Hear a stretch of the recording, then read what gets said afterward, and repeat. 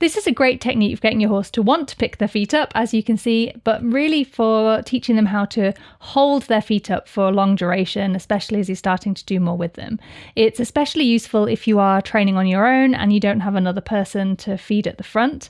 And I've called it the wheelbarrow technique for obvious reasons, but basically the idea is that you want your horse to learn that when they have their foot up, they're going to get rewarded for it. I like to use a wheelbarrow because it's nice and simple, but you can use a bucket as well.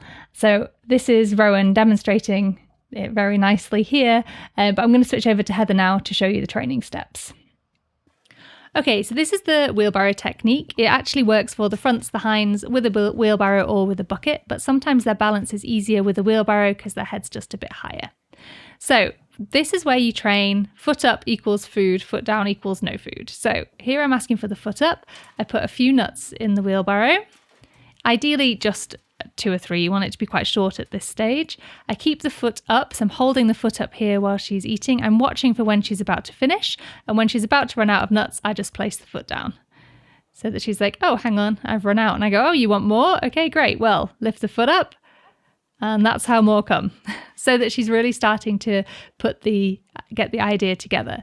Now, once they understand that, you can start to keep the foot up and throw a few more in instead. So you're starting to build duration. Now, Heather actually already knows this, but I just wanted to show you the training steps. But it might take a few more sessions and a bit more repetition for your horse to really understand. But again, the idea is foot up equals food. Now, just want to put in a few at a time so that if they do put their foot down, they haven't got loads and loads to eat while their foot's on the ground. And it might take them a few seconds to finish, but then you can ask again. So you can see there that Heather had finished, and what she actually did that time was offer her foot to me, like, okay, I'm ready for some more, here's my foot. And that's what you start to find when they really understand is, here's my foot, I want to keep eating. So they're starting to really put it together. And to build the duration, when the foot's up, you can keep throwing a few in at a time. Now, again, at the beginning, it's a couple at a time, but as you progress, you can start to put more in. Just watch out depending on what you're feeding for choke and things like that, but it's a really easy way to build duration. Okay, so with the hinds, same process. So I'm coming back to the hind leg. And what I'm looking for here is that she's aware of where I am, and I'm just getting her used to me throwing the treats into the wheelbarrow from a bit of a distance. So this is easier with a wheelbarrow than a bucket because you've got a bigger target to aim for with the treats. But again, just trying to build up that connection of foot up equals food. And also, your horse has got to get used to standing there while you move back and things like that. So it might take you a little bit of time to really get that connection.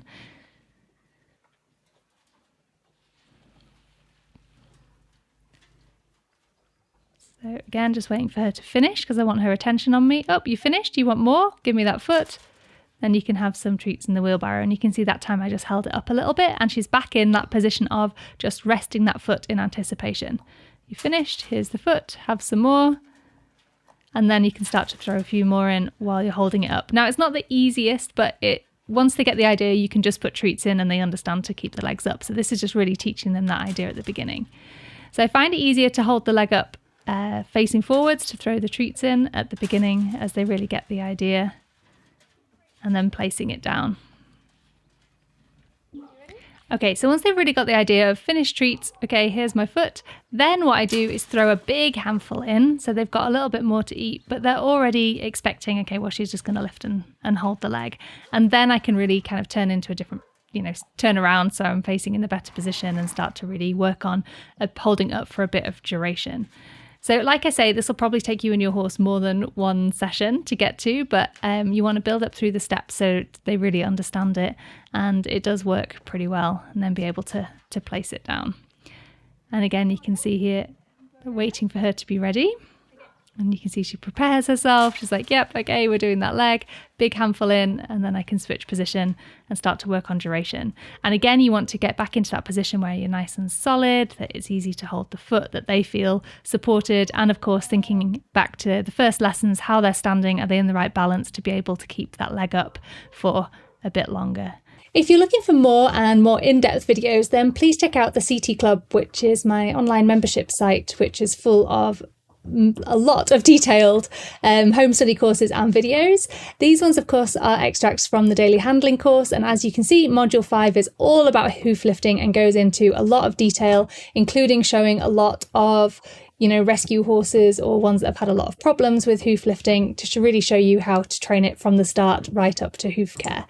These ones, of course, were from building duration and relaxation in hoof lifting, and I go into a lot more detail with a lot more different equines so that you can really see how to apply it in different situations.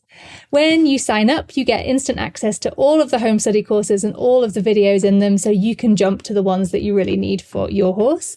And we give loads of support as well, so you can get support from CT coaches in the forum. We do monthly events, like you can come and join me and Rachel on Zoom twice a month in the Q&As, where we get to chat to you directly, which I really, really love. And we have study groups and we have guest presenters, always followed by a Q&A. So there's loads of support and community there, and it's all included in your membership.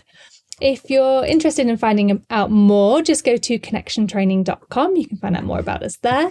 If you click on Learn CT online, you'll find out more about the CT Club and you can sign up there. And if you scroll to the bottom of any page on the website, you can find Unlock Your Free Video Training, where you can get free access to a lot more information about CT. So you just pop your email in there, and it teaches you more about how CT works, but also I've put together a whole range of videos that are about specific horses. So if you're looking to train a young one or an old one, or one who's anxious or lacking motivation, so that you can really understand how to adapt the training specifically for your horse. You can also go to the website and check out our book as well, and there you can also get the first chapter for free to get a little taster. So I hope that helps, and thank you for watching, and happy horse training.